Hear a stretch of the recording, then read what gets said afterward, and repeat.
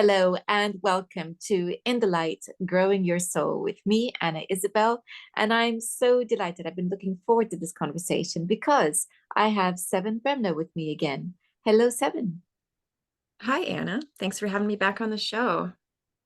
Such a pleasure because your books are always wonderful. And here we have this beautiful, beautiful book, and you can just see that illustration.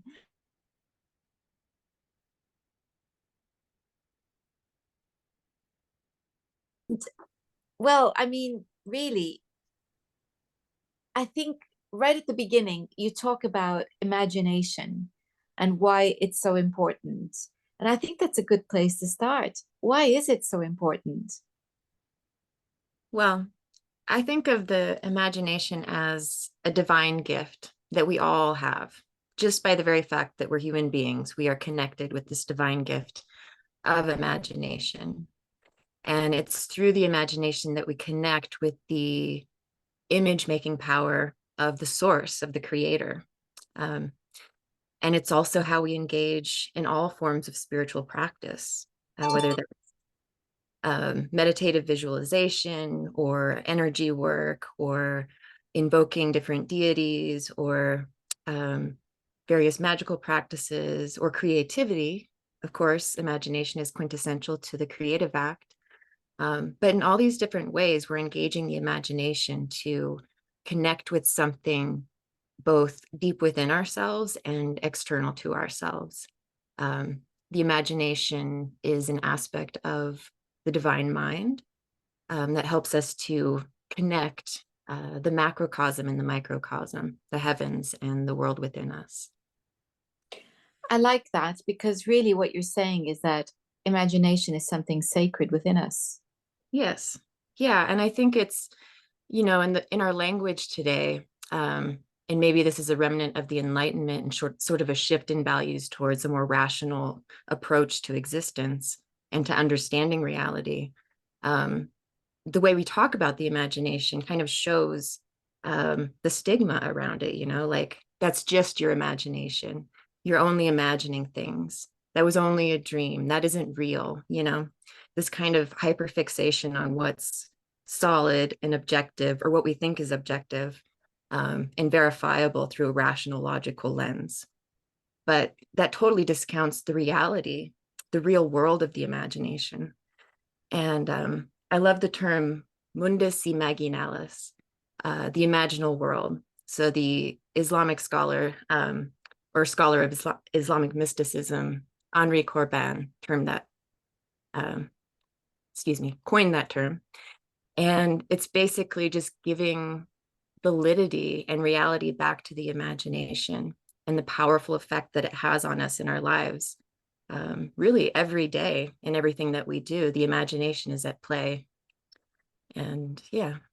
This is the conversation I have with my clients, particularly when we begin working together. And and I'm explaining how hypnosis works. And we do regression work, and they say, "Was that real?" And Mhm. oh, did I imagine it? And I say, "Well, it was real to you in that Right. moment." And I think you're right. There is this fixation with whether or not something actually happened or is real. But Mhm. unless you're actually standing in a court giving evidence, this is different, a different kind of reality. Yes, we need the facts. They're really important in order for us to have a cohesive vision of the world that we can Yeah. actually function and Yes. agree on. Um, but when it comes to the personal world, this is a very different thing because often our feelings have a very different perspective of reality to the objective facts. And my work in hypnosis is to help people align the two so that Mhm. where the imagination has created a belief that is no longer serving, Mhm. When I say imagination, I'm not saying the events did not happen. I'm saying we need to imagine a different interpretation of events so that we can move beyond pain. So, but that's using imagination. So I think imagination is necessary for healing. It's I guess what I'm getting at. It's what's Mhm. necessary for healing. And yes, you're right, because when people first start to develop their intuition and they start having doing meditation to have visions and vision quests, and they're getting insights, was it real? Does it matter? Does it feel real? That's the it's a nebulous landscape, isn't it? It is. It is. And I totally agree that we need both. We need the subjective and we need the objective. We need to be able to come back to, what we call consensus reality and be able to exist in an integrated way with society and with people in our lives. If we go too far into the subjective, then we lose our footing in reality and we're not really able to function anymore.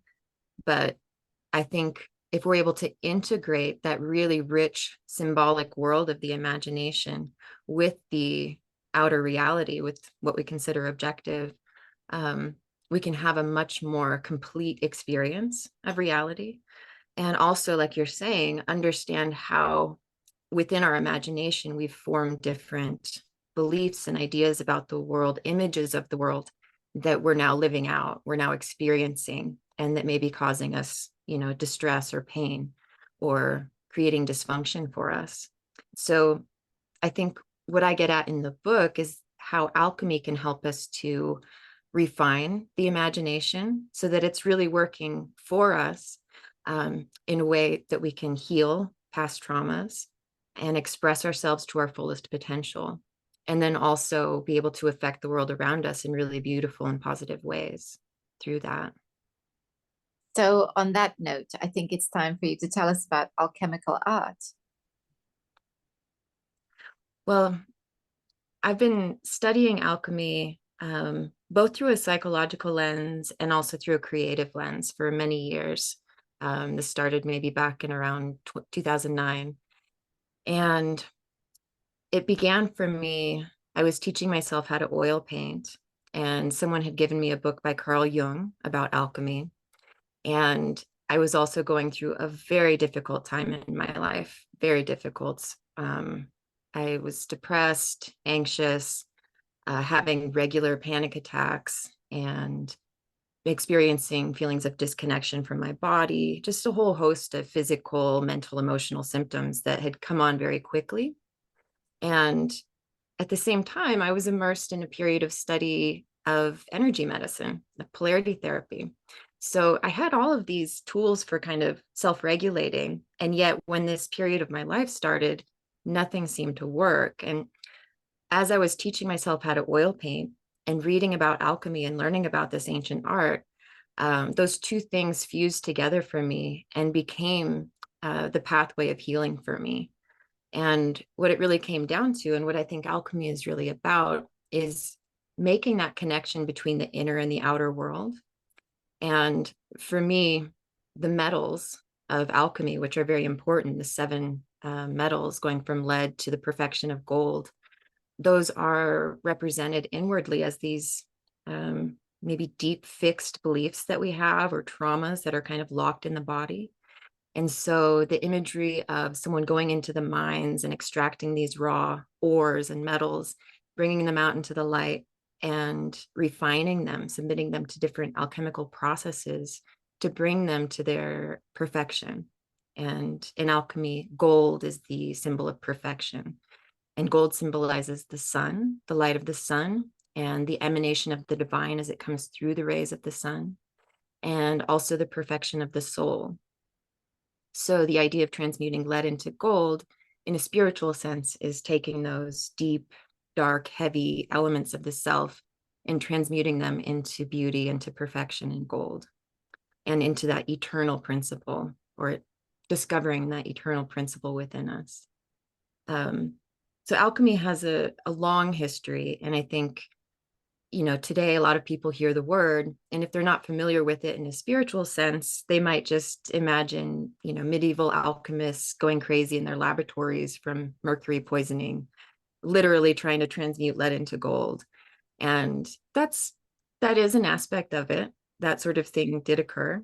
Um, but from the beginning, which goes back to ancient Egypt, alchemy has always been a combination of both a inner work and an outer work. And so with the Enlightenment and the development of modern chemistry, chemistry got severed from that spiritual aspect and really just focused on the physical. So it has very little to do with what alchemy was. Because as the alchemists were working to transmute different materials in their vessels, they were also understanding that those transmutations were happening within them at the same time, and that the real gold of the work was that inner transmutation. Even if some of them were able to actually create gold in their laboratories, it was because they were also doing that inner work. And that was such a crucial part of it.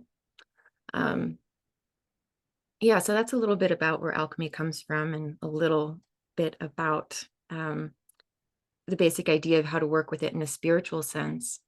And my work is really focused both on the spiritual and the creative, and the way that, an alchemist working operatively or practically would have a laboratory, and they would have all of their different vessels, and all of their equipment, and they would be working with the vegetable world and the animal world, or the mineral world and the metallic world. But the creator, the artist, maybe they've got their canvas and their easel, or their pen and their paper, or their instrument, or in any way that people are creative, gardening, cooking, building a business, building a structure, these different ways that we create in the world. There's many different ways. It doesn't just have to be art.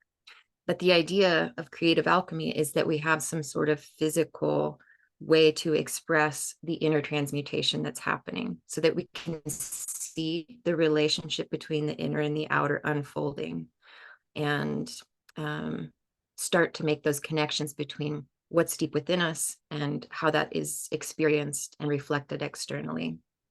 And also at the same time to infuse whatever we're doing with celestial influences, and to be able to connect with the stars and the planets, and connect with that divine aspect, and bring that through the body into our work in the world. So you've used the word transmute, and this is a word that trips off the tongue quite easily, but not many people have a solid sense of what we mean when we use that word. So what does it mean to you, transmutation? Transmutation to me, I think, is a complete recombination of elements within a substance, or within a person's being, to become something completely new. So transformation is sort of an aspect of that. But I think transmutation really points to that, lead into gold. You really couldn't have two different metals that are more different than lead and gold. The density, the heaviness and darkness of lead compared to the lightness and luster of gold. So to be able to transmute something so dark and heavy into something so beautiful and refined, I think that to me sums up the idea of transmutation. It's a complete change of form. And so within the self, it's the same way. Like with that period of, the dark night of the soul that I went through, and all of that anxiety and panic and distress that I was experiencing, through the creative alchemical work, over a period of time, I was able to transmute that and come to realize that, my real authentic self was an artist, and that's what I wanted to be doing in this life. And though I was interested in these other subjects and natural healing and stuff, that it was through art and painting that was going to be expressed for me. And it was only, by going through that darkness and that heaviness, and being able to transmute it, that I was able to come to that truth. And I think gold also represents truth within us, our truth, our personal truth. So in essence, what transmutation is it's more than just a renewal of yourself. It is becoming something else altogether. Yeah, I think that's an aspect of it. Yeah. Yeah. So it's a kind of transformation, but it's more than that. It's an actual becoming of something else altogether. And yes, that is the meaning of transmutation, because you start off with lead and you end up with gold. The only thing that's common is that they're metals, but they're completely different in nature. So really, I think this is an alignment of mind, body, and soul, in a sense, because you have the inspiration coming in from the outside, but you also have what goes on in the subconscious, which is this rich pool of memory and experience that may may not be exclusively related to this particular life's experience. It could go back further. And then your body, as in your hands, if you're an artist, are taking that and creating something with it. Yes. Yeah. Um, yeah, the relationship between soul and Luna is really important in alchemy. It's also sulfur and mercury. And or psychologically, we can relate that to the conscious and the unconscious, and the connection between the two, the above and the below. And really that they're one and the same thing, even though we have these different experiences of them. But the more that we can shine the light of consciousness into those lunar unconscious waters and bring up what we find, the gems of the sea, bring them into the light, and then be able to, you know, see our conscious waking reality through a lunar lens as well, to be able to exist within the dream of waking reality and see it as a dream. Yeah, that's really the essence of like transmuting one of the opposites into the other, and then through that continual back and forth, the integration takes place between the above and the below, and an understanding of how things are affecting us on an unconscious level and bringing more light into that process. What you've done just there is reminded everyone of the beauty of the night. And because understandably, light is very important to us as human beings. But where would we be without night? Because what night is an invitation for rest and introspection. And I don't know about you, but sometimes right around the summer solstice, it gets a bit much, all that light. And imagine if you live in the very northern latitudes where you've got 24 hours of light, how sweet it must be to get that first hour of darkness back. Oh, yeah. Yeah. Can you imagine? Because I personally find it very difficult to sleep enough right around that solstice, because I'm very sensitive to light. And so I get woken up at, this latitude, ridiculous hours of 4:30 in the morning. And so I have to have blackout curtains. That's the value of darkness. So we need that. And although we don't want to dwell in darkness, because without light we can't see, there's also a value to the darkness in that we are invited to come back in. So why is it that in hypnosis having our eyes closed is so helpful? Why is it that when people are meditating, it's often very helpful to have their eyes closed? Is because that's a cutting out of the light and the distractions of that we see in the light, and turning in. So you've reminded us there, when you start talking about Luna, the moon, that we need that balance of day and night, light and dark, don't we? Yeah, indeed we do. Indeed we do. And I think what I love about the figure Mercury is that he represents that perfect flow between the light and the dark. And, when we're in a state of flow, creative flow, uh, we know exactly when to rest, and we know exactly when to take action and move. Um, we don't fight against those currents, the ebb and the flow of energy. We're just simply with it. It's like we're in the current.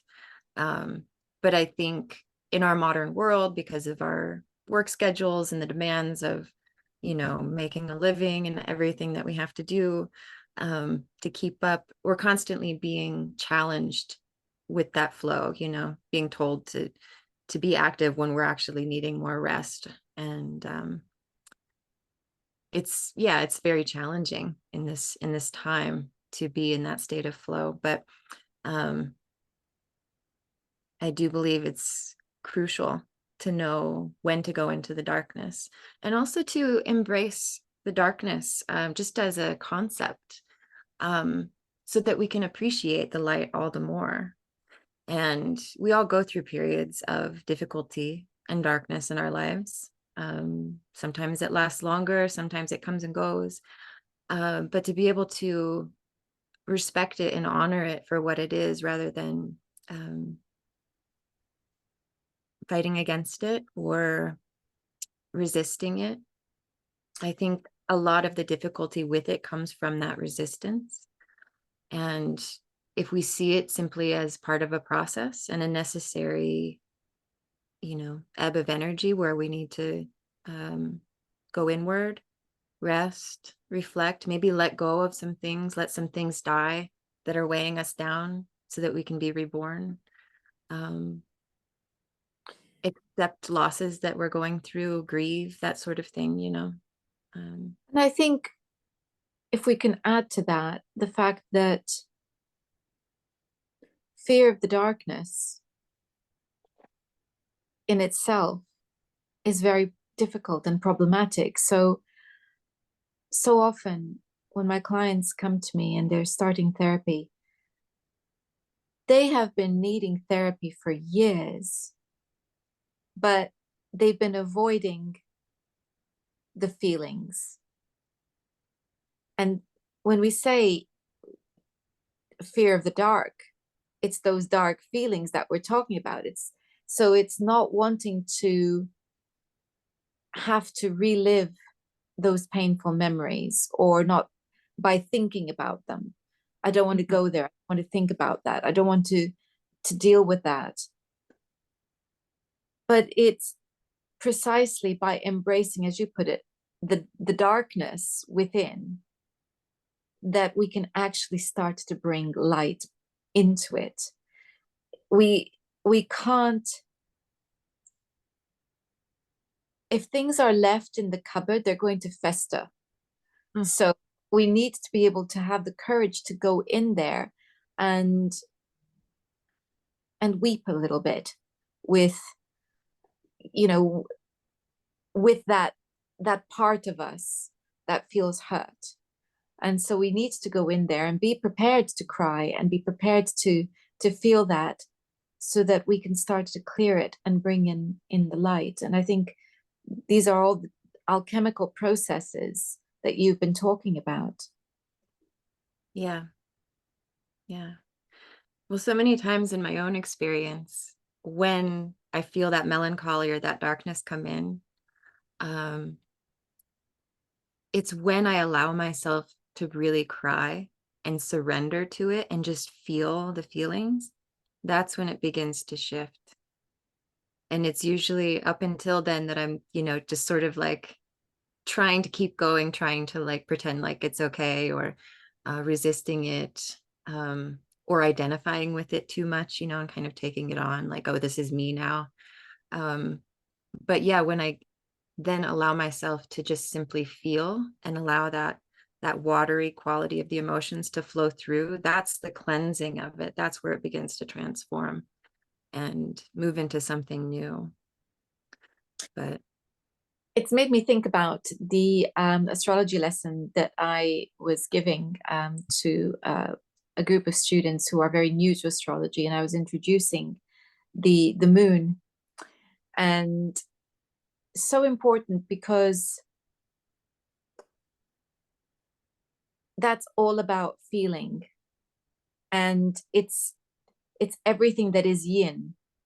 And if we don't value that quiet introspective side of us, that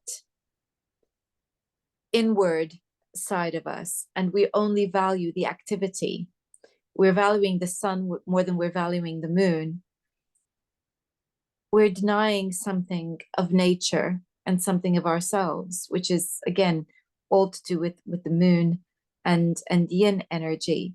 And I think it's about balancing both within us.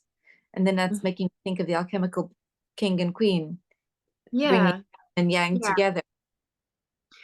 yeah, that's often symbolized by the rebus, which comes from the Latin res bina, and that means double matter. And the rebus is basically the king and the queen in one body. So it's one body with two heads, a male and female. Sometimes it's winged. Sometimes it's also called the divine androgen or the divine hermaphrodite.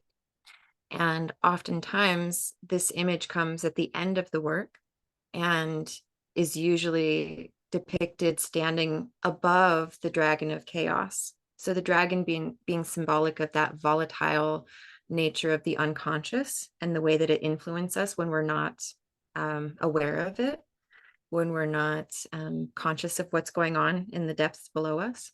And also the dragon that guards the gold, right? That is sitting in the cave, like guarding the treasure. Um, so the rebus, or the divine hermaphrodite that unites the polarities within them, that is in touch with both their masculine and feminine side, that knows, you know, when to act, when to rest, when to be external, when to be internal, um, that is capable of both navigating the external world and also navigating the inner world of dreams and symbols and the lunar sea, right? Um, they stand above that dragon of chaos because that volatile aspect of the unconscious is no longer directing them. They are now more um, in charge of their own fate. Um, and this is also a very hermetic idea that if we ascend through the planetary spheres, the planets being the rulers of our fate, who are acting upon us through the polarities, through the unconscious, until we start to bring more consciousness and connect with them and integrate their lessons for us, which in a sense, that's how we ascend through those spheres and return to the unity of the source. That's how we gain more agency over our own fate, is through that process of bringing consciousness to these forces that are continually working upon us.